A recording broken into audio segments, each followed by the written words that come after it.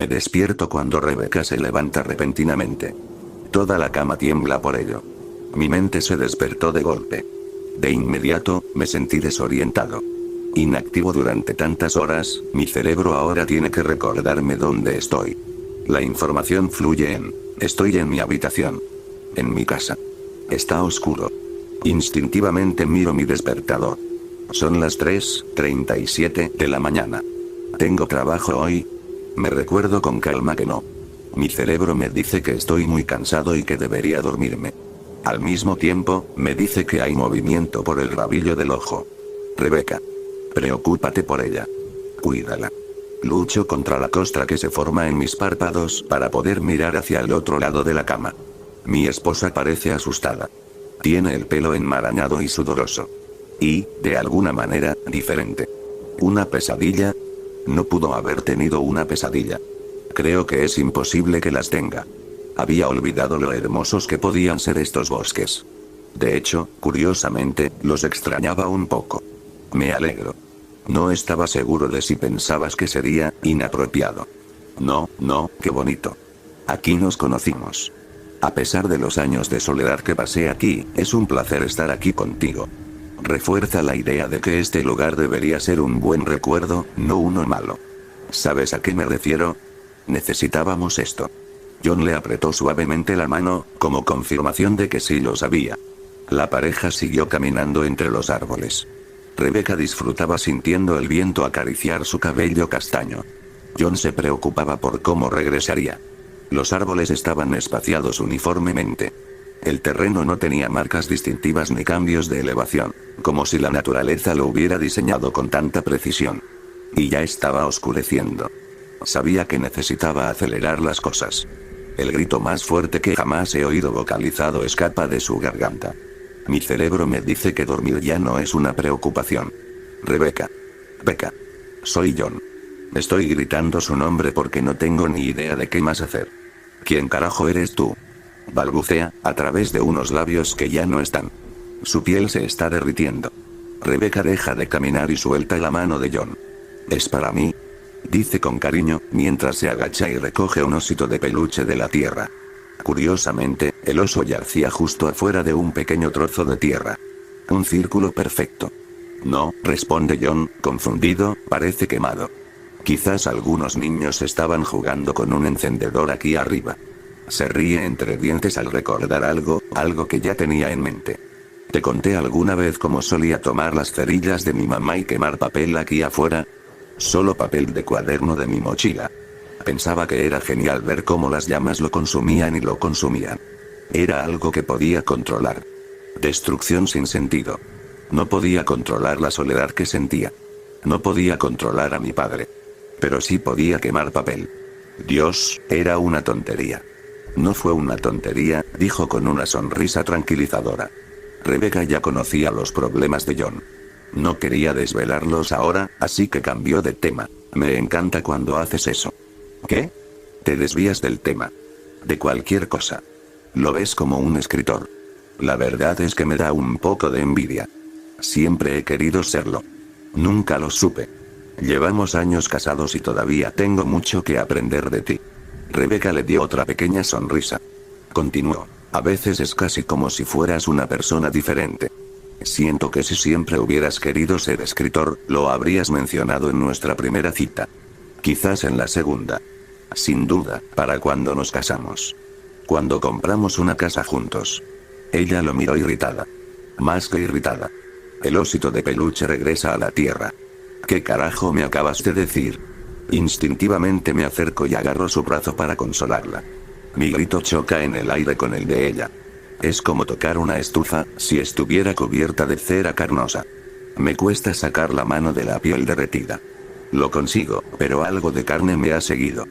Todavía me arde la mano y no sé si la sangre que brota de las bolsas de aire de la sustancia pegajosa epidérmica es de Rebeca o mía. Necesito ir al baño. Voy corriendo al fregadero. Rebeca sigue gritando de fondo. Ella grita, ¿dónde estoy? Ayúdenme. Ayúdenme. Para mi sorpresa, el agua lo está enjuagando todo, pero no las heridas de mi mano. ¿Tengo piel? Mi mano está casi negra. El dolor empieza a disminuir.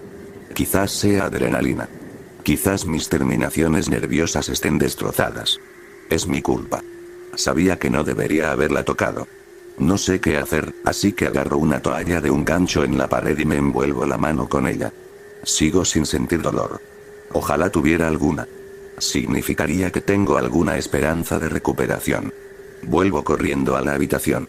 Rebecca no se ha movido, pero sus gritos son cada vez más suaves. La piel casi se le ha desprendido por completo. A diferencia de mi mano, su piel no es negra.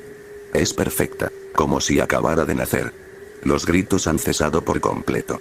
Su dulce voz original rompe el horror que llena la habitación. John, está bien. Está bien. Ya casi está. No sé qué hacer en este momento. Me fallan las rodillas y caigo sobre ellas. Estoy tan cansado. Todavía te molesta lo de la otra noche, ¿verdad? No puedo evitar lo que pasó, John. ¿Sabías lo que esto implicaba? Lo que esto significaba. Sí, lo hice. Y fue una estupidez. Era un niño obsesionado con una chica, y arruiné la vida de alguien solo para satisfacer mis propios deseos egoístas. ¿Solo tus deseos? Yo también quería amor. Quería liberarme de la vida que tenía aquí. Era la chica más feliz del mundo cuando tuvimos nuestra ceremonia. Sabes que soy yo, ¿verdad? Soy yo. Nunca es ella. No creo que eso sea cierto.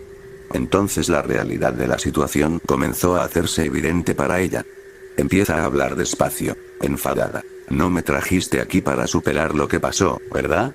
Lo hiciste para separarnos. John se queda congelado por un minuto, luego mete su mano sana en el bolsillo de su chaqueta. Saca una cruz. El rostro de Rebecca se convierte en la encarnación de la rabia. No vas a separarnos, gruñe ella. Ella no nos pertenece ni a ti ni a mí, Rebecca, dice John, con la voz empezando a delatar miedo. Tienes que entenderlo. Esto está mal. No puedo dormirme cada noche preguntándome si soy tú o ella quien está a mi lado. Es una mierda que me haya llevado tanto tiempo darme cuenta de lo que hice. Ella le susurra enojada. No hagas esto, John. Él dice con calma, lo siento. Ella reacciona en el instante en que él termina de hablar. Su cuerpo anfitrión se dobla de forma antinatural. Los huesos se quiebran y crujen, pero eso no la detiene. Ella se abalanza sobre él. La sangre de los órganos internos rotos brota de su boca mientras obliga al cuerpo a moverse. John sabe que no puede superarla, así que vuelve a buscar en su bolsillo. La velocidad y la ferocidad de ella lo hacen temblar, mientras usa su mano vendada para abrir la chaqueta y hurga en el bolsillo interior con la otra. Encuentra la cantimplora. Ella está justo frente a él ahora. Sus mandíbulas se abren en un ángulo imposible. Los huesos no son rival para su odio. John no logra sacar el contenedor a tiempo, por lo que, con la cruz en la mano, le da un golpe en la cara. La deja atónita. Se coloca la cruz bajo el brazo y luego manipula torpemente la tapa de la cantimplora. Consigue abrirla antes de que la chica vuelva a abalanzarse sobre él. El agua bendita sale volando de la cantimplora mientras John la lanza. Hace contacto con el rostro de Rebecca, y los efectos son evidentes al instante. Enseguida, la carne se desprende de la línea horizontal de líquido que cae. John pensó que sus gritos de la otra noche eran horribles. Venían de las entrañas del mismísimo infierno. Esta vez, él se abalanza sobre ella. Con su mano quemada golpea el crucifijo directamente allí donde el agua había bendecido su maldita piel, y lo mantiene allí tanto tiempo como puede. Al igual que antes, su piel empezó a derretirse. Se licuó y se deslizó por su mano. No sintió dolor. Sabía que esa mano nunca volvería a servirle, pero lo había aceptado. Rebecca gritaba palabrotas al aire, algunas en otro idioma. Ninguno de aquí. John casi consideró alejarse. Su esposa estaba sufriendo. Finalmente, la tempestad de palabras terminó, y también la ocupación de Rebecca en este cuerpo. La piel se aclaró y debajo de ella yacía una niña. No, Rebecca. Estaba inconsciente. John dejó caer la cruz y se arrodilló para abrazarla. Acunó la cabeza de la niña en la palma de la mano. Su suave cabello rubio se deslizó entre sus dedos. Oye, susurró John, la pesadilla terminó para ti. Lo siento mucho. Nunca debí haberte atraído hasta aquí hace años. Ni siquiera sé tu nombre. No me importó sacrificar tu vida por mi felicidad, lo cual dice mucho de mí. Yo no sé cómo podré recuperar el tiempo que has perdido. John no tenía más palabras para la niña, así que dejó de hablar. Oyó un grito familiar en el bosque. No lo inmutó. Sabía exactamente quién era. Sabía que ella no podía hacerle daño en su estado actual. Fue un momento agridulce. La amaba. John logró levantar a la niña inconsciente con los antebrazos. El coche no podía estar a más de 1 milla de distancia. Necesitaba llevarla a casa. Cargando a la niña, caminó por el bosque. Aunque no tenía puntos de referencia bien definidos que pudiera usar como marcadores, John regresó rápidamente. Allí estaba su coche. Justo donde él y Rebecca lo habían aparcado. Pensar en ella hizo que los pensamientos de soledad volvieran a invadir su mente. Solo ahora comprendió que tal vez nunca desaparecieran del todo. Él sentó a la niña en el asiento trasero. Cuando se sentó en el asiento del conductor, la miró por el espejo retrovisor. 1.000.000 de pensamientos siniestros pasaron por su cabeza. Puso el coche en marcha y se fue.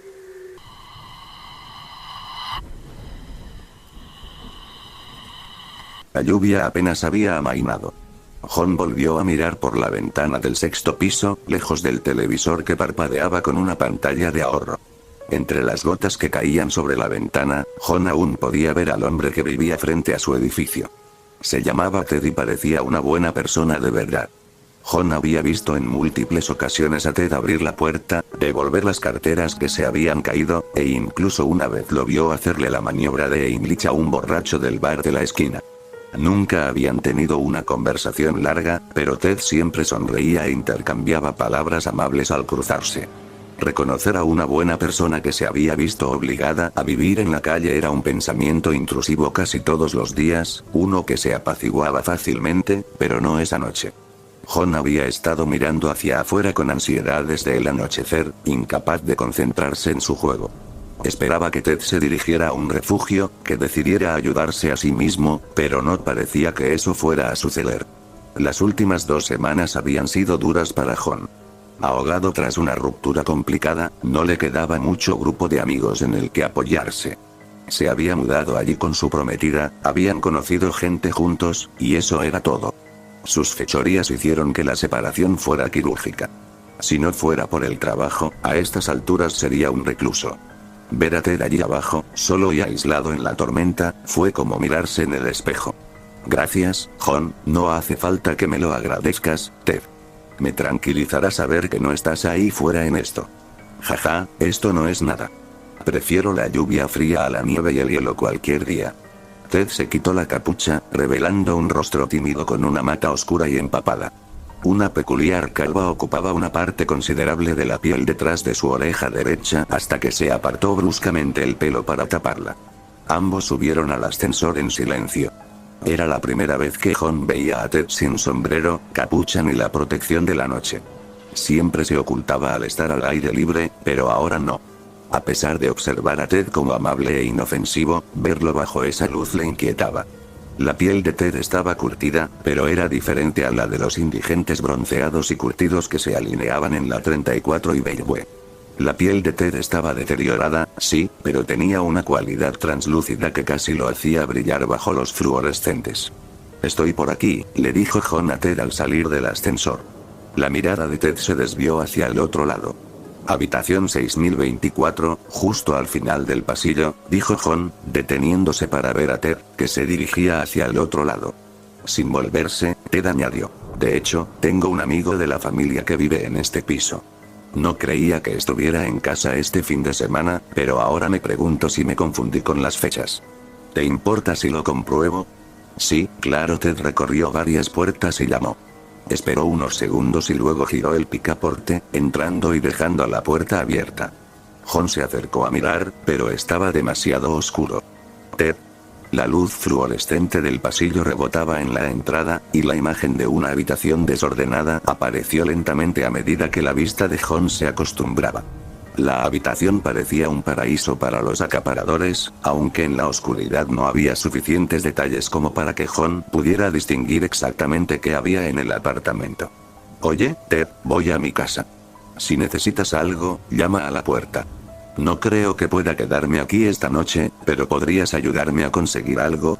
Creo que hay algunas mantas extra que puedo usar. No les importará. Tengo algunos en mi casa, todo bien. No seas tan amable, no quiero ensuciar tus cosas. Solo será un segundo. Jon suspiró. Cruzando la puerta hacia la oscura sala de estar, se giró hacia la luz al final del pasillo. El hedor del apartamento era desagradable pero soportable, como el de una residencia de ancianos. Al acercarse a la luz de la puerta del dormitorio, evitando los restos de basura en el suelo, Jon vio a Ted encorvado sobre un baúl. A su alrededor, llegando hasta el techo en algunos puntos, había montones de cuero. Jon miró el montón más cercano y sintió náuseas.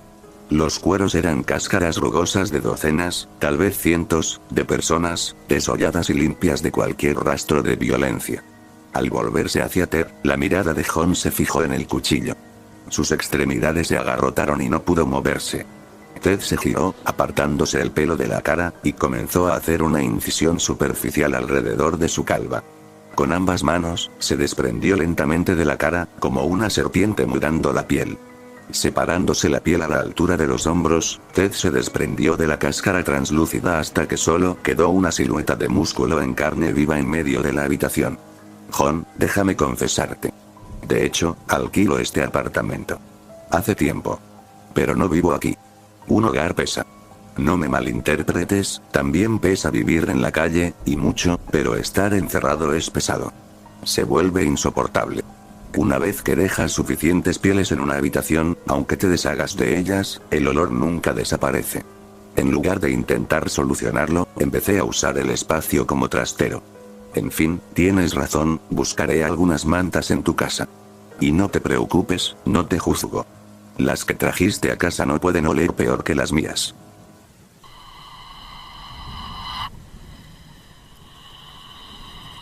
Hacía frío. Frío y oscuridad. Eso era todo lo que podía sentir cuando miraba fijamente el abismo negro que formaba sus ojos. Había una sensación de hormigueo en mis pies, que lentamente subía por mi cuerpo como pánico atrapado dentro de mí. Me sentí cambiada. No sé qué me estaba haciendo, pero me asustó. Mi corazón empezó a latir con fuerza, pero esa era la única parte de mi cuerpo que se movía. No podía parpadear. Ni siquiera podía respirar. Todo lo que podía hacer era mirar fijamente. Mirar fijamente esos grandes ojos negros. Esos grandes, hermosos ojos. Como un cielo nocturno lleno de estrellas impresionantes. Pero estas estrellas se estaban moviendo. Lentamente pero con seguridad. No solo moviéndose, girando. Era hipnótico. Era hipnotizante. Era hermoso. Él era hermoso. Quería agradecerle por estas estrellas. Eran las cosas más hermosas que jamás había visto. Quería alabarlo. Yo quería adorarlo. Y entonces, como un cálido abrazo, mi cuerpo se liberó del frío y recuperé la capacidad de moverme. Él me soltó y desapareció, pero yo sabía qué hacer. Debía adorarlo. Debía ser como él. Con la imagen de la noche estrellada aún en mente, lentamente tomé mi navaja. Primero, mis ojos. Ya habían visto lo mejor que jamás verían, así que ¿para qué molestarme con todas estas visiones inferiores? Ya no las necesitaba. De todos modos, la hermosa visión permanecería para siempre en mis recuerdos. Con las estrellas aún en la mente, me llevé el cuchillo a los ojos. Primero el izquierdo, luego el derecho, cegándome para siempre de mi indigno entorno. Allí. Por fin podía ver. Ver mis estrellas. Nada más que las estrellas. Con una sonrisa de satisfacción, me senté y me llevé el cuchillo a las piernas, pelando lentamente la piel y la carne, sin dejar nada más que el hueso. Me llevó una eternidad, pero sabía que valdría la pena. Sería hermosa. Hermosa como él. Hermosa como Cara Grande. Pollo. Se burló Dan. Es solo un bosque. Un bosque donde la gente desaparece, gruñó Brick en respuesta. Normalmente estaría dispuesto a ir de campamento, pero recientemente las paredes de la ciudad habían sido decoradas con fotografías de personas que habían desaparecido. No sabes si el bosque es donde desaparece la gente, añadió Dan. Nadie sabe qué ha pasado. Claro, a menos que le tengas miedo a Cara Grande. Brick empujó a Dan con fuerza. Sabes que no soy supersticioso. Le gritó, pero Dan solo rió. Oh, es real, se burló. Lo he visto con mis propios ojos. Brick lo fulminó con la mirada. Mientes. No estarías vivo si lo hubieras visto. Gritó. Seguro que sabes mucho sobre alguien que dices que no existe, continuó Dan. ¿Seguro que no es porque eres una gallina? No soy un gallina, gritó Brick de nuevo. Dan sonrió con suficiencia. Entonces pruébalo, bien. Nos vamos de campamento, respondió Brick, esforzándose al máximo por no tartamudear. Trato hecho. Nos vemos el sábado a las 3 p.m., frente al bosque, indicó Dan. Trato hecho. Nos vemos, aceptó Brick, y los dos chicos se separaron. De camino a casa, Brick ya estaba aterrorizado, pero no quería comportarse como un gallina. Era solo una superstición estúpida. Al fin y al cabo, la mayoría de los pueblos tenían sus propias historias, ¿no? Brick se rió para sí mismo, sintiéndose un poco más valiente. Seguramente ninguno sonaba tan tonto como Cara Grande. Por un momento, Brick empezó a preguntarse por qué se asustaría. Resopló. Una cabeza flotante enorme. Seguramente quien inventó la historia debía estar borracho. ¿Qué haría una cabeza flotante? ¿Matarte de un cabezazo? Brick se rió. No, Cara Grande definitivamente era solo un mito. Un mito tonto, de hecho. Cuando Brick llegó a casa, se tiró en el sofá y encendió su PlayStation. Sabía que su madre se opondría, pero lo que ella desconocía no le haría daño. Jugó durante lo que parecieron horas, hasta que de repente oyó que se detenía un coche. Mierda. Pensó, y apagó todo rápidamente, subió corriendo las escaleras, y apenas llegó cuando oyó que se abría la puerta. Sacó el primer libro que encontró de su mochila y buscó una página al azar, fingiendo estar muy concentrado en los deberes. Después de unos minutos, oyó que llamaban a la puerta y levantó la vista para ver a su madre asomándose a su habitación. Empezaron a charlar un rato sobre el día de Brick en la escuela, y finalmente Brick le preguntó a su madre si podía pasar la noche en casa de Dan el sábado. Su madre le sonrió, contenta de que por fin se llevara bien con alguien. Claro, cariño, respondió. ¿Quieres que te lleve? Brick rechazó su oferta, sabiendo que no podía decirle a dónde iba realmente. Pensó que sería mejor ir en bicicleta. Sabía que Dan traería una tienda de campaña. De todas formas, sus padres nunca estaban en casa para enterarse de lo que hacía Dan. Brick suspiró, deseando tener la misma suerte que Dan. Brick cumpliría 12 años en unos meses, pero su madre insistía en tratarlo como si tuviera 7, y seguramente nunca lo dejaría pasar la noche en el bosque. Pero no necesitaba saber que allí iba. Gracias por dejarme ir, mamá, murmuró Brick, volviendo a su tarea de mentira. Su madre le devolvió la sonrisa antes de bajar a preparar la cena. Brick suspiró aliviado, aunque una parte de él deseaba que ella no hubiera aceptado la pijamada. La confianza de antes se había esfumado, y definitivamente estaba aterrorizado otra vez. Esa noche, Brick apenas durmió. Cada vez que cerraba los ojos, veía rostros flotantes sonriéndole. Una de las pesadillas lo mostraba corriendo por el bosque, con un rostro enorme persiguiéndolo, y su risa aterradora resonando en el bosque. Brick abrió los ojos de golpe y respiró con dificultad durante un rato. Finalmente, se giró de lado, intentando volver a dormirse. Y allí, sobre su almohada extra, yacía una enorme máscara, sonriéndole. Brick se despertó al instante, empapado en sudor y respirando con dificultad. Miró a su alrededor frenéticamente para asegurarse de que esta vez sí estaba despierto. Tras frotarse los ojos durante lo que parecieron minutos, finalmente miró la alarma. Aún le quedaban 3 horas de sueño. Brick suspiró, deseando que esta terrible noche terminara. Las pesadillas continuaron el resto de la noche, y Brick seguía cansado cuando sonó la alarma. Sin embargo, no quería volver a dormir. Aunque definitivamente quería quedarse en casa, no podía permitir que Dan lo llamara gallina delante de todos en la escuela, así que se levantó de la cama y empezó a prepararse. Brick apenas desayunó y se aseguró de esconder bien la comida que tiraba en la basura para que su madre no se diera cuenta. Pasó el resto del tiempo preparando su mochila antes de despedirse de su madre a gritos y salir en bicicleta. El corazón de Brick latía con fuerza mientras pedaleaba, y sabía que no era de agotamiento, a juzgar por el ritmo lento que mantenía. Durante todo el camino, Brick se repetía a sí mismo que debía relajarse y calmarse. Cara Grande no existía. Él y Dan estarían bien. Se divertirían acampando en el bosque.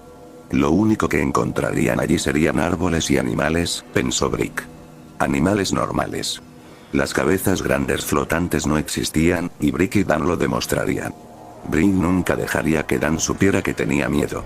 Inflando un poco el pecho, finalmente se detuvo en el bosque donde Dan lo esperaba. Los chicos pasaron la mayor parte del tiempo montando la tienda y recogiendo leña para la fogata. Cuando por fin todo estuvo listo, el sol se había puesto. Los chicos estaban sentados alrededor del fuego, calentándose. Brick estaba contento de haber encendido el fuego antes de que oscureciera. El fuego les daba suficiente luz y calor para mantenerse despiertos un rato, aunque el miedo comenzaba a apoderarse de Brick. Los ruidos del bosque empezaban a ponerlo nervioso, e incluso el más leve sonido lo ponía un poco nervioso. Brick se acercó al fuego para fingir que su ligero temblor era de frío. De repente, Brick oyó un fuerte crujido que lo sobresaltó. Asustado, se giró para ver de dónde venía el ruido y vio a Dan riendo a carcajadas mientras sostenía ambos extremos del palo que había roto. «Tío, deberías haber visto tu cara», rió Dan. «Tu reacción no tuvo precio». «Eso no tiene gracia», gritó Brick, poniéndose de pie para confrontarlo. Dan dejó de reír. Bien, pensó Brick. Parecía que había tenido algún efecto en Dan después de todo. Le enseñaría a no meterse con él así. Le demostraría que no era un cobarde. ¿No tienes nada mejor que hacer que bromear todo el día? ¿Cuándo empezarás a tomarte las cosas en serio?, gruñó Brick furioso, mirando a Dan. Pero Dan no lo miraba a él. Dan miraba algo detrás de él. ¿Qué? ¿Te ha comido la lengua el gato?, continuó Brick furioso, pero Dan solo señaló algo detrás de él. Sí, no me dejo engañar, bufó Brick. No fue hasta que los ojos de Dan se abrieron de par en par por el miedo y su señalamiento se volvió más desesperado, que Brick finalmente se dio la vuelta. Y allí, a pocos metros, Brick vio algo moverse. Tenía una silueta parecida a la humana, pero había algo extraño en su forma de moverse. Al acercarse, Brick notó lo delgada que estaba. Debían de estar perdidos y sin comer en días, pensó Brick. Los chicos no dejaban de mirarlo, y finalmente Brick comprendió la razón de su apariencia delgada. Sin duda, la criatura era humana. O al menos, lo era. El cuerpo de la persona era literalmente solo huesos. Pero lo que realmente asustó a los chicos fue el rostro. Todo el cuerpo carecía de piel y carne, pero el rostro estaba intacto. Sin embargo, la zona alrededor de los ojos estaba cubierta de sangre seca, y estos parecían haber sido acuchillados. Brick observó el rostro morboso el tiempo suficiente para darse cuenta de que esta persona era una de las personas desaparecidas de los carteles que había visto. Sintiéndose enfermo y aterrorizado, se giró hacia Dan para que pudieran correr. Pero Dan estaba retenido por otro esqueleto andante, con un rostro tan aterrador como el primero. Otra persona desaparecida, supuso Brick. Retrocedió un paso asustado y comenzó a buscar una vía de escape, pero donde quiera que miraba, solo veía aparecer más y más esqueletos. Brick no sabía qué hacer. No podía dejar a Dan y no veía ninguna salida. Finalmente, vio algo más que salía de entre los árboles. Algo más grande. Brick se quedó paralizado, completamente incapaz de moverse. Ahora, tanto él como Dan se vieron obligados a mirar a la criatura que emergía del bosque. Brick empezó a sentir un hormigueo que le subía por los pies, y pronto se dio cuenta de que la criatura era poco más que un rostro. Cara grande, pensó, y a pesar del pánico creciente, Brick y Dan permanecieron inmóviles mientras Cara Grande se acercaba flotando. Al mismo tiempo, los esqueletos andantes comenzaron a reunirse detrás de los chicos, también mirando a Cara Grande. No fue hasta que la enorme cabeza bulbosa de la criatura estuvo ante los chicos que Brick notó sus ojos. Sus grandes ojos negros. Sus grandes y hermosos ojos negros, llenos de estrellas. Brick y Dan siguieron mirándose a los ojos hasta que Big Face finalmente desapareció. Los esqueletos soltaron a Dan y también comenzaron a irse. Brick y Dan se arrodillaron, buscando piedras. Pero no cualquier piedra. Necesitaban piedras afiladas. Piedras lo suficientemente afiladas como para cortar. Big Face les había mostrado las estrellas y estaban dispuestos a hacer lo que fuera necesario para volver a verlas. Necesitaban adorarlo, ser como él. Necesitaban ser hermosas.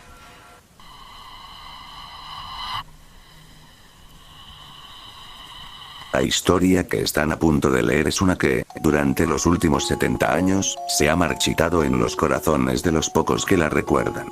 De los 12 presentes ese día, solo yo quedo, y mi fin se acerca rápidamente. Escribo este relato con mano temblorosa únicamente para consolarme en mis últimos momentos, y espero que quien descubra este documento se abstenga de juzgarme a mí o a mis compañeros hasta el final. Recuerdo claramente estar sentado en una tienda de campaña con mis compañeros soldados a las afueras de Berlín, reunidos alrededor de una radio de onda corta, escuchando los juicios de los mayores enemigos de nuestra nación. Fingieron locura, se declararon culpables, dieron relatos desgarradores de cada detalle y cada crimen cometido por ellos o bajo su supervisión. Mis favoritos, sin embargo, fueron los que se declararon inocentes. Los que dijeron, solo cumplía órdenes. Me preguntaba qué diría si la guerra hubiera terminado con Moscú bajo el águila de hierro. ¿Qué diría si me pidieran justificar mis acciones en la guerra? Creo saber exactamente qué diría, y sería lo mismo que decir a los hombres abucheados por todo el ejército rojo, excepto los 10 que estábamos reunidos en la tienda. Verán, los 2 más afortunados ya habían muerto. Era un tranquilo pueblo del este de Alemania, el 24 de diciembre de 1944. Teníamos órdenes de buscar a cualquier soldado que acechara para emboscar a la columna principal del ejército. Nuestro sargento, Iván, tomó la delantera, y el resto lo seguíamos. Llovía a cántaros, lo que nos impedía ver. Un crujido seco me hizo reaccionar bruscamente y caí de inmediato al suelo. Olía a humo y oí un golpe sordo en el suelo a 3,5 metros de distancia. El sonido de los disparos resonó en mis oídos mientras respondíamos al fuego. No teníamos ni idea de dónde venía el disparo, así que cada uno adivinó y disparó en esa dirección. Sabíamos que no le daríamos al tirador, pero esperábamos asustarlo. Decidí no disparar para cubrir a mis compañeros mientras recargaban sus armas. Cuando cesaron los disparos, observé atentamente las casas cercanas. Un movimiento rápido junto a una valla de la carretera me llamó la atención, y disparé un par de veces a la masa oscura. Al menos uno de mis disparos debió haber dado en el blanco, porque lo que fuera cayó al suelo, inmóvil. Para entonces, mis compañeros soldados ya habían terminado de recargar, así que expulsé el cargador y puse uno nuevo en su lugar. Nos quedamos quietos un rato, esperando que volviera el fuego. Al no llegar, Iván se agachó y caminó silenciosamente hacia el cadáver. Le tomó el pulso y luego regresó con nosotros. Sí, lo atrapamos, dijo. En sus ojos vi algo que no había visto antes. Una profunda tristeza y arrepentimiento. Por mucho que insistiera, no me explicaba por qué. Nos pusimos de pie y caminamos tranquilamente hacia la casa de donde había salido el tirador. Iván llamó a la puerta. Esperamos un momento, e Iván plantó el pie firmemente en el suelo, preparándose para derribar la puerta de una patada, cuando un disparo de escopeta la atravesó. Iván cayó al suelo, acribillado por perdigones. Devolvimos el fuego a través de la puerta y la derribamos rápidamente con la culata de nuestros rifles. Dentro, había cristales rotos por el suelo y agujeros de bala esparcidos por las paredes. En el suelo yacía una joven, con 4 disparos mortales. En su mano, la escopeta que mató a Iván. Ya estábamos hartos de este pueblo. Saqueamos la casa, tirando las mesas y llenándonos los bolsillos de objetos de valor. Al terminar, tiramos lámparas de gas al suelo y encendimos cerillas sobre el charco. Dejamos la casa en llamas. Solo al salir de nuevo oímos los lamentos. Para entonces, las llamas ya se habían apoderado de la casa y era demasiado tarde para volver a entrar. La madre había escondido a su bebé antes de volverse para luchar contra nosotros, y no lo encontramos antes de prenderle fuego. Los lamentos continuaron solo unos minutos antes de acallarse entre el crepitar de las llamas. Un hombre salió de un edificio calle abajo y corrió hacia nosotros, gritando en alemán. Nuestro traductor lo miró boquiabierto, y cuando alzamos los rifles, levantó la mano para detenernos. El alemán nos empujó y se dirigió al edificio en llamas. Dudó solo un instante en la puerta antes de cruzar corriendo. No volvió a salir. Para cuando el fuego se extinguió, ya no pudimos verlo. El resto de nuestra misión transcurrió en silencio. Al regresar por donde habíamos venido, encontramos gente parada en la calle, mirándonos. Algunos estaban enojados, otros tristes, pero la mayoría tenía la mirada perdida. Todavía lo veo en mis pesadillas. Al pasar por la casa, me detuve. Le dije a nadie en particular que tenía que orinar. Nadie me creyó, pero no importó. Entré en el esqueleto de la casa que habíamos destruido. Allí, en el suelo del dormitorio, Vi el esqueleto de un hombre aplastado bajo una viga de madera, con un conjunto más pequeño de huesos deformes en los brazos. En el patio, junto a la valla, vi a un niño pequeño con una pistola de juguete, vestido con el uniforme de soldado alemán, demasiado grande para él. Esa noche, todos tuvimos pesadillas. El hombre, con sus ojos desorbitados, nos dijo a cada uno que volvería por nosotros, uno tras otro. Al día siguiente, nos reímos juntos, nos dedicamos a nuestras tareas, luchamos con todas nuestras fuerzas para no pensar en el hombre que gritaba y el bebé que lloraba. Uno a uno, con el paso de los años, morimos. Aquí, uno de nosotros se cayó de una torre que estábamos construyendo. Allá, un cáncer agresivo apareció de repente en el cerebro. Nunca obvio, pero siempre sospechoso para nosotros, porque sabíamos. Todos sabíamos lo que estaba pasando. Cuando éramos dos, solo Josep y yo, él vino a visitarme. Cuando llamó a la puerta, pensé que había llegado mi hora. Pero debería haber sabido que sería el último. Él viene por mí, había dicho Josep. Ahora es mi hora. Me hubiera gustado consolarlo, asegurarle que todo era una coincidencia, pero ambos sabíamos que no era así. Esa noche, Josep lloró en mi hombro y yo en el suyo. Lo siento mucho, había sollozado. No lo sabía. Al día siguiente, se pegó un tiro en su apartamento. Eso fue hace una semana, y ahora me toca a mí. Sé que viene. Cada noche, mientras duermo, me mira a los ojos y sonríe. Cada noche, su sonrisa se amplía. Anoche empezó a hablar. En voz baja, tan baja que no puedo oír nada de lo que dice, solo distingo que está hablando. No quiero oír lo que tiene que decir. No puedo dormir esta noche. Me quedaré despierto hasta muy tarde y antes de dormir me subiré al tejado y me pararé en el borde. Debo hacerlo. No sé qué dirá. El disparo contra nosotros, la mujer mató a Iván. No podíamos saber lo del bebé, solo estábamos eliminando la resistencia, eso es todo. Solo cumplíamos órdenes. Solo siguiendo órdenes.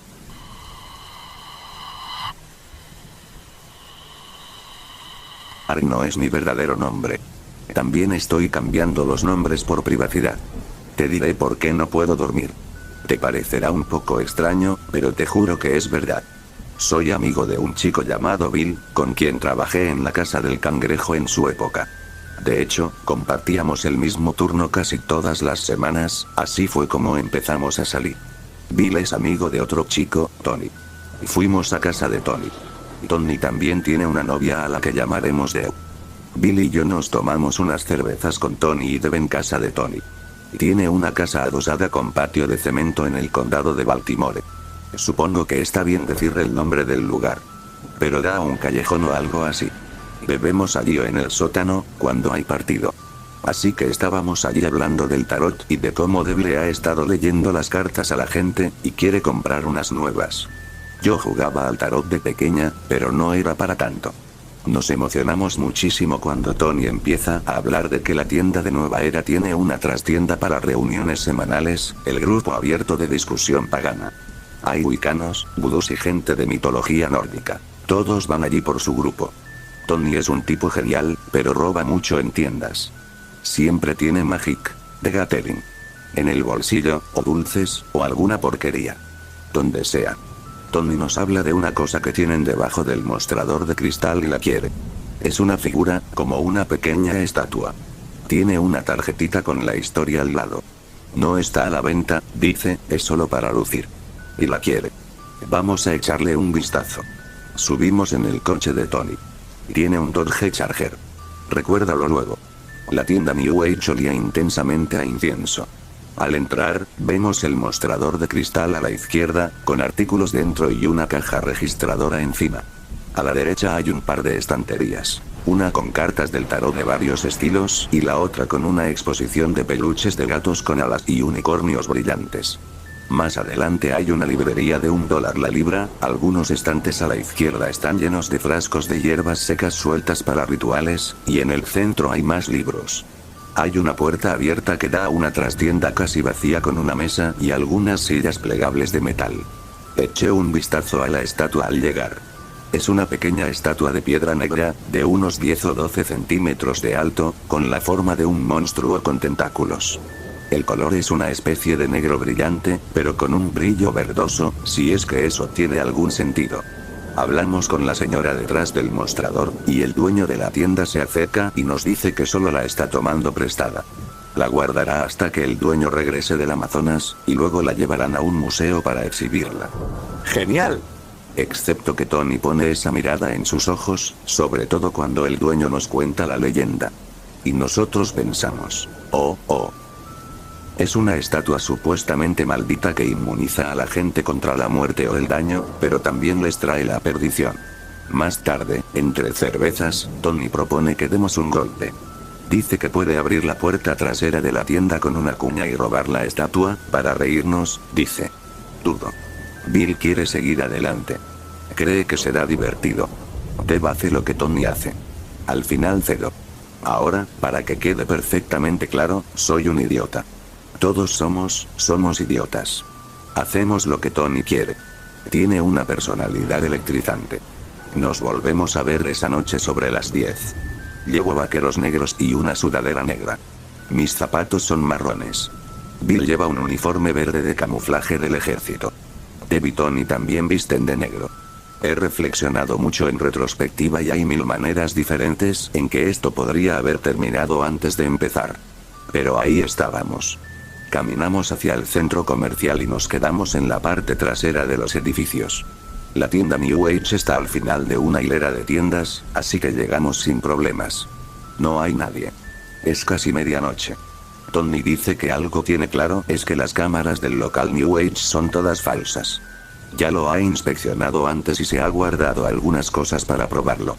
Cuando llegamos a la puerta metálica de la parte trasera de la tienda, saca una pequeña herramienta de latón, como una trompeta en forma de J, la introduce por el hueco de la puerta, la alinea con la cerradura y gira el pomo de la herramienta.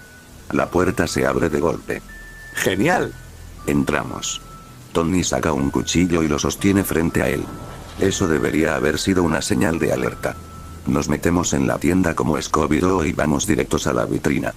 Desde el lado del cajero, ni siquiera está cerrada. La puerta se abre de golpe.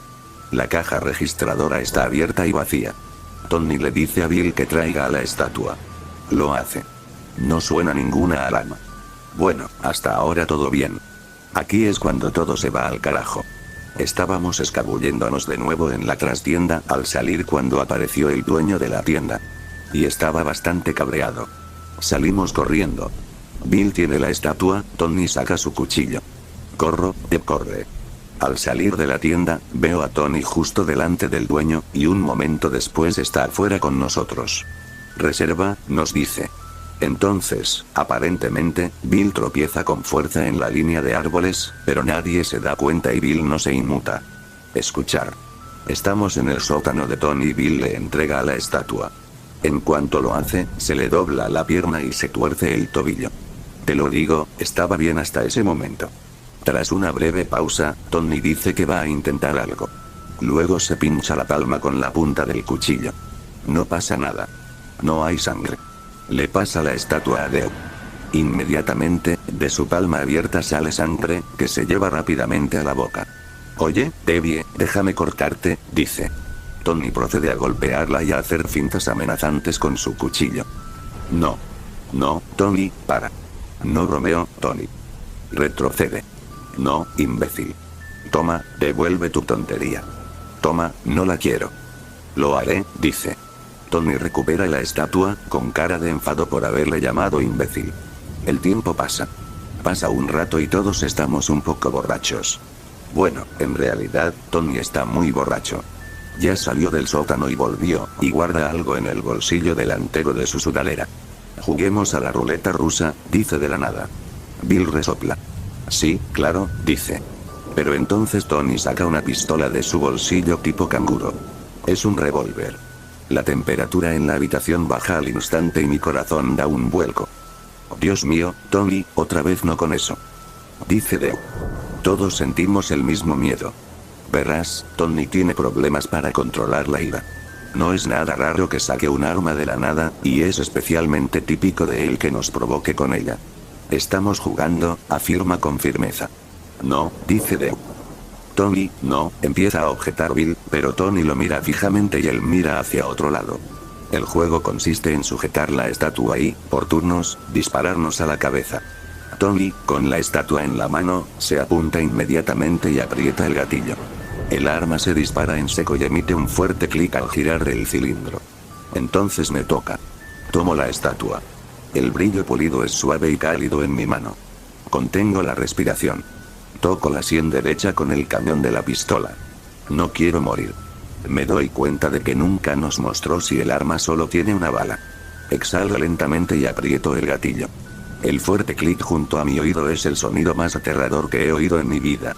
Respiro de nuevo y le paso el arma y la estatua a Bill. No, dice Tony. Quiero que sea el turno de Debbie. Sabe que odia que la llamen Debbie. Bill duda. Hazlo, dice Tony. Acobardado, Bill pone el arma y la estatua en las reticentes manos de Debbie. Tony, no. Él la mira con fiereza, desafiándola a desafiarla. Tony, tengo miedo, dice. Por favor, Tony. Vamos, Tony, no es su turno, digo, intentando ayudar a Deb con torpeza. ¿A quién engaño? No es un buen plan. Deb le entrega las cosas a Bill. Bill abre los ojos como platos, con aspecto desesperado. Toma la estatua. Mira a Tony esperando su reacción. Sí, está bien, dice Tony. Bill tiembla. Toma el arma y se la apunta a la sien. Clic. El arma se dispara en seco en su mano. Palidece. Deja ambos objetos en el suelo como si estuvieran demasiado calientes para tocarlos. Deb no hace ademán de recogerlos. No quiero jugar, dice con voz temblorosa. Oh, ¿estás jugando, Debbie? Puso la inflexión en la segunda sílaba de su nombre, dejando muy en claro su punto. No se atreva a desafiarlo otra vez, estaba diciendo. Tony la fulmina con la mirada mientras coge la pistola. Recoge la estatua, Debbie, o te la meto por la garganta. Ahora está llorando. Por favor, susurra, casi sin voz. Por favor, no. Te toca a ti, toma la estatua. Te exijo que la recojas. Rugió. Levantó el arma bruscamente, hiperextendiendo el codo, apuntándole a la cara. Derrotada, sollozando en silencio entre lágrimas, se agacha lentamente y recoge la estatua. La explosión del cañón del arma nos hace retroceder a todos. Excepto a Tony. Sus ojos brillan, el rictus en su rostro no es ni mueca ni sonrisa, frío como un muerto. Aparentemente en cámara lenta, con la adrenalina a tope, veo la bala salir del arma. La veo volar hasta Deb. La veo entrar en su rostro. Dios mío, la veo entrar en su rostro. El tiempo regresa. Me zumban los oídos. Mi corazón palpita. Estoy impactado. Ella absorbió la bala. ¿Es eso lo que vi? Lo hizo, no sé cómo, pero lo hizo. Absorbió la bala en su cara y luego se quedó allí sentada con una expresión de horror, pero completamente ilesa. Todo queda en silencio por un instante. Tony es el primero en moverse. Ulula. Está emocionado. Se ríe como un loco. Bill parece pálido, como si estuviera enfermo. Deb tiene los ojos muy abiertos y se queda congelada. Ahora, hagas lo que hagas, dice Tony, con la voz de un maestro sonriente, no bajes la estatua. Jamás. Ella no sabe cómo reaccionar. Quiero ir a casa. Tony abraza a Deb con una sonrisa y de repente parece otro hombre, un tío alegre. La consuela, bromea con ella con cariño, intenta animarla. Le asegura que estará bien si se aferra a la estatua, y que, de todas formas, ni siquiera la quiere. Que se la quede. Está asustada, pero bien. La manda a casa y nos vamos todos a dormir. Yo voy a casa a descansar un poco. Tengo que dormir para quitarme toda esta emoción. Así que se acabó por esta noche. O eso creemos. Lo que descubro más tarde es que durante la noche, Tony se coló en su casa usando guantes, limpió todas sus huellas de su pistola y la puso en la mano de su padre. Luego se deslizó en su habitación y robó la estatua mientras ella dormía. Su rostro y cabeza quedaron prácticamente destrozados, y tendría que tener un ataúd cerrado en su funeral. Su padre juró su inocencia, pero la ley lo castigó duramente. En otro lugar, el dueño de la tienda New Age también estaba muerto en el suelo. La policía nos relacionó los dos asesinatos. Bill y yo no teníamos idea de esto a la mañana siguiente. Cuando nos volvimos a encontrar en casa de Tony ese día, mantuvo la cara seria y pareció tan sorprendido como nosotros al enterarnos de la noticia. Debió haber dejado caer la estatua, dice. ¿Dónde estará la estatua ahora? Nos preguntamos. No tiene ni idea. No fue hasta semanas después del funeral y cuando todo se calmó, que lo volvimos a ver con la estatua. Me quedé atónito. Estaba despreocupado. Esto es en su casa otra vez. Estamos en su dominio. Tiene el control de la estatua y de la habitación. Lo acusó. Se encoge de hombros. Amenazó con llamar a la policía. Él se burla, adelante. Enseguida se convierte en una discusión. Sale hecho una furia. Yo lo sigo. Bill se queda quieto, con las manos en alto y las palmas hacia adelante, y se declara fuera de juego. Tony se sube a su Dodge Charger. Me acerco al asiento del copiloto con paso decidido. Cruzo los brazos e intento parecer cruel y seria. Parece aburrido y me despide con el dorso de la mano. Me abrocho el cinturón de seguridad, sin dejar de gritar acusaciones. Se encoge de hombros. Arranca el coche y conduce. Se incorpora a la carretera y empieza a acelerar. Va cada vez más rápido. Árboles y edificios pasan volando a nuestra izquierda y derecha. Lo miro fijamente y trato de abrocharme el cinturón de seguridad. Parece presumido y no se abrocha el cinturón a propósito. Cuenta con que la estatua lo salvará si chocamos. Estamos adelantando otros coches, rápido. Demasiado rápido. Extiendo la mano para arrebatarle la estatua. La aparta y me da un codazo en la nariz. Ahora está hablando. Ahora me está maldiciendo. Los dos gritamos mientras él gira bruscamente el volante a la derecha y nos precipitamos por una calle lateral. Pasamos peatones, coches aparcados, casas, una señora paseando a su perro. Un niño pequeño en triciclo, su padre guiándolo con la mano en la espalda del niño. Le estoy diciendo que pare. Tengo mucho miedo y quiero salir del coche. Que te jodan, Mark, dice. Gira el volante a la izquierda, hace un slalom contra una farola y nos lleva por una calle más pequeña. Sé dónde estamos. Estamos en un callejón sin salida. Nos queda quizás una milla antes de que el camino se acabe, y después no hay más que árboles. Pisa a fondo el acelerador. Vamos a morir. Miro la estatua. Me agarro a ella. La aparta de un tirón. Me acerco a él, mientras él da tirones al volante y zigzaguea por la carretera. Ahí viene. El callejón sin salida.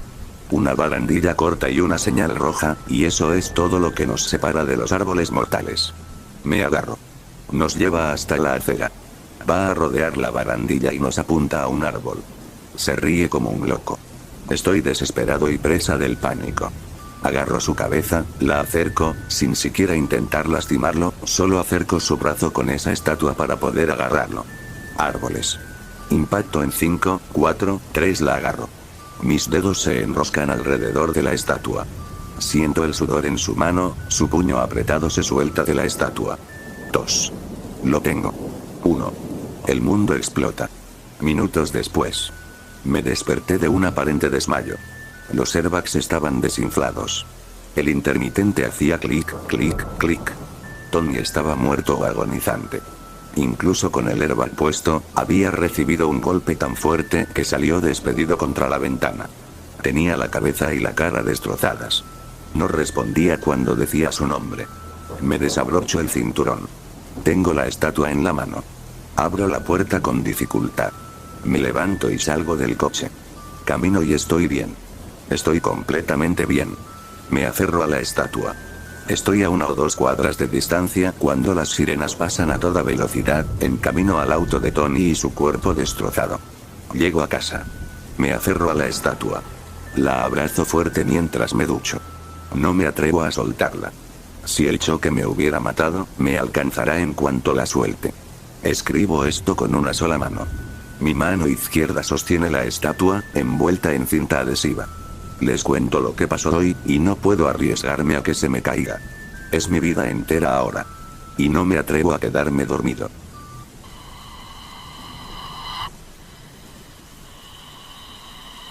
Algunos me llaman héroe. No puedo estar en desacuerdo con ellos, porque en parte es cierto. Aunque parezca mentira, salvé a un hombre que se estaba ahogando, saqué a una niña de un edificio en llamas, e incluso salvé a un perro de ser arrastrado por una inundación terrible.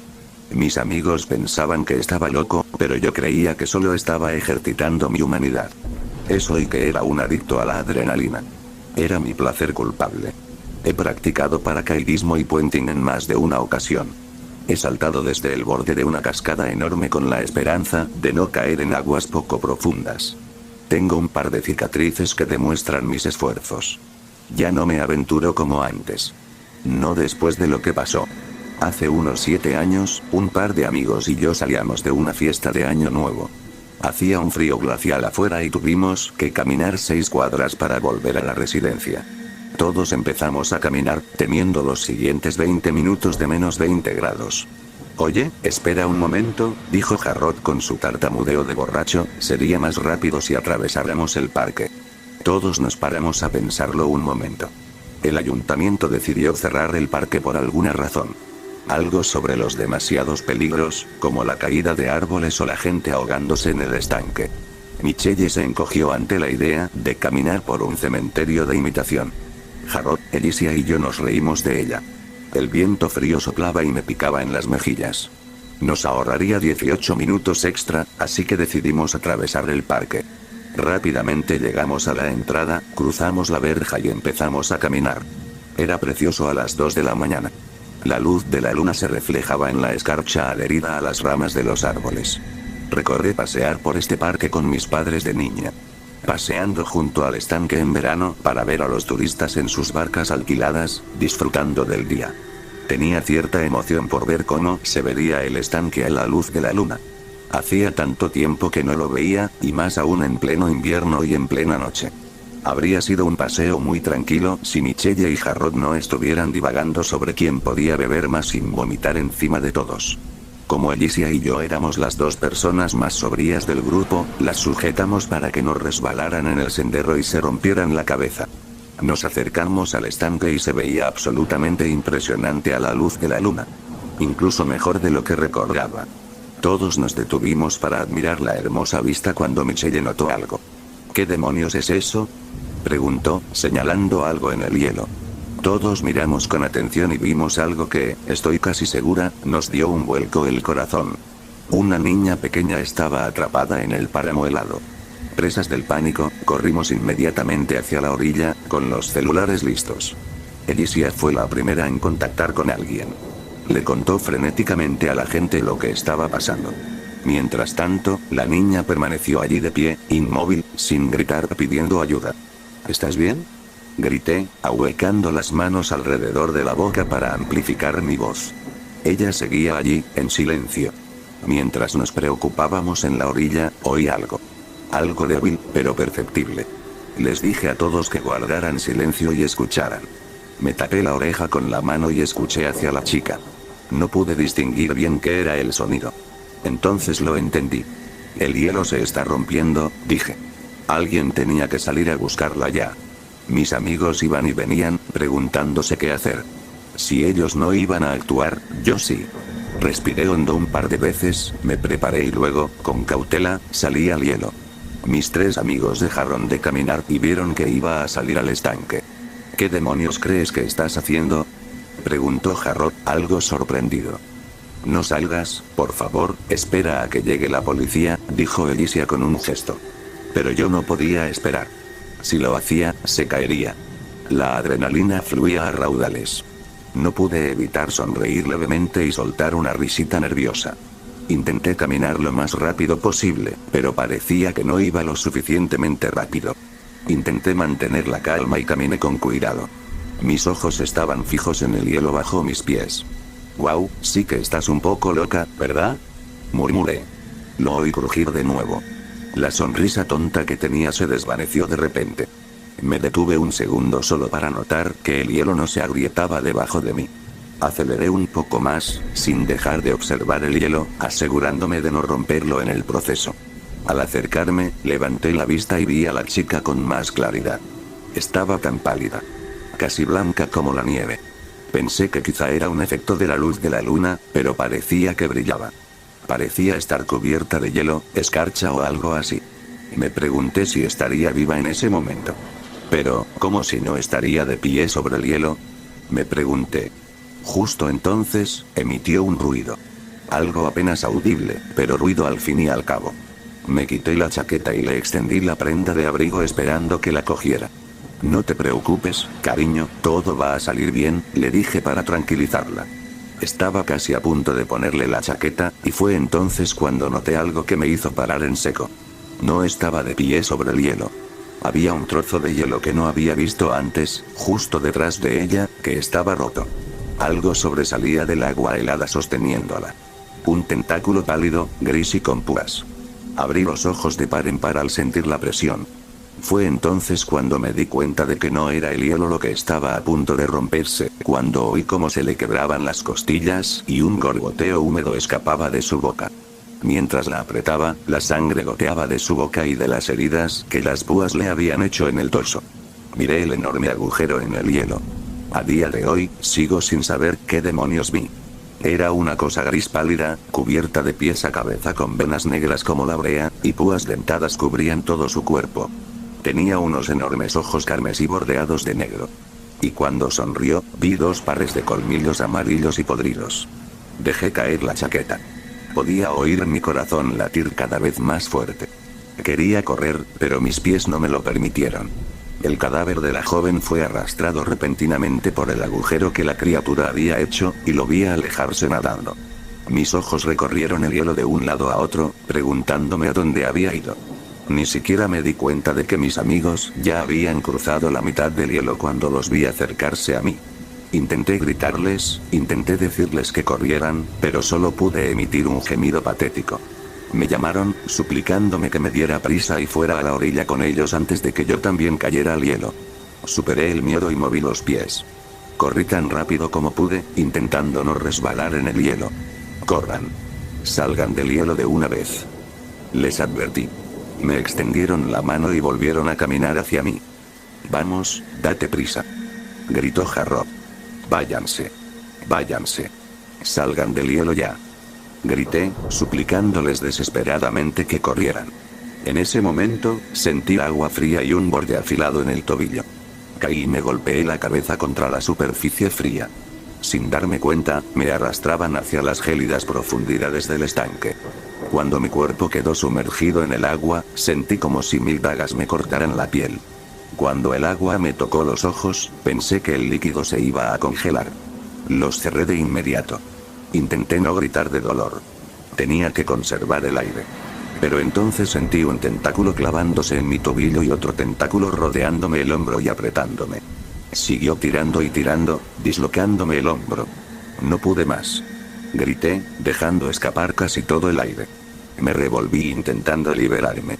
Eso solo provocó que sus púas cortaran más profundamente, permitiendo que el agua gélida congelara mi torrente sanguíneo aún más rápido. Sentí las cálidas lágrimas tras los párpados y el ardor en los pulmones. Intenté gritar una última vez, pero empezó a asfixiarme con su tentáculo. Las púas se me clavaron en la garganta y volví a abrir los ojos. Entonces lo vi. Esos ojos rojos parecían aún más amenazantes ahora que estaba de cerca. Tenía una sonrisa siniestra mientras me lamía la cara. Empecé a sentirme mareado. Era el fin.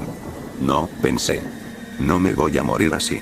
Superé el dolor del hombro, llevé las manos a su boca y empecé a abrirle la mandíbula. Se retorcía, intentando sacudirme. Sentí que los tentáculos se aflojaban y sus dientes me clavaban las manos. Miré hacia arriba y vi 3 manos sumergidas en el agua. Estaba exhausto, pero tenía que seguir luchando. Pateé, me retorcí e hice lo que tenía que hacer para liberarme. Le puse más fuerza en la mandíbula y la sentí crujir. Soltó un chillido espantoso, me soltó y nadó hacia la fría oscuridad. Sentí que el agua empezaba a entrar en mis pulmones. Intenté nadar hacia la superficie, pero estaba tan cansado. Apenas pude extender la mano hacia mis amigos. Lo último que recuerdo haber visto fue la luz de la luna antes de que todo se oscureciera. Me desperté a la mañana siguiente con el pitido de un monitor cardíaco. Estaba en el hospital. Estaba cubierto con las mantas más gruesas y cálidas que jamás había visto. Intenté moverme, pero al hacerlo, un dolor intenso me recorrió todo el cuerpo. La cabeza, el hombro, la garganta, el tobillo, todo me palpitaba de dolor. Mis amigos entraron en la habitación, vieron que estaba despierto y corrieron hacia mí. Me dijeron que habían logrado sujetarme, me sacaron del agua y me llevaron rápidamente al hospital. Luego me bombardearon con preguntas sobre qué me había arrastrado al agua. Confía en mí, dije con voz débil. No quieres saberlo. ¿Vas a contarle a la policía lo que pasó?, preguntó Michelle. Decidí decirles que estaba borracho y que me apetecía algo aventurero. Porque, seamos sinceros, ¿de verdad me creerían si les contara que un monstruo acuático me atrajo y trató de matarme? Sí, con la mentalidad adecuada, yo tampoco caería en la trampa. Ni que decir tiene, ya no participo en más actos heroicos. Tampoco he vuelto a acercarme al agua desde entonces. Le tengo fobia, como te puedes imaginar. Después de la universidad, mis amigos y yo nos separamos, hicimos nuestras cosas. Ahora tengo familia, y Alicia también. A veces nos reunimos para jugar y recordamos viejos tiempos. Omitimos algunas cosas. Pero en realidad no importa. Todavía tengo pesadillas sobre esa noche. Esa cosa bajo el hielo. Sus ojos carmesí. Siempre me digo que pasó hace mucho tiempo y trato de olvidarlo. Suele ayudar. Hasta hace 2 semanas, Alicia había llevado a sus hijos, mi hijo y mi hija, a patinar sobre hielo. Los llevó a la casa de su difunto padre, junto al lago. Estaban solos allí. Cuando los trajo a casa, mi hijo dijo algo que me dio escalofríos. Dijo que vio a una niña muy pálida de pie sobre el hielo. Y a sus pies había un bulto gris pálido con 2 puntos rojos.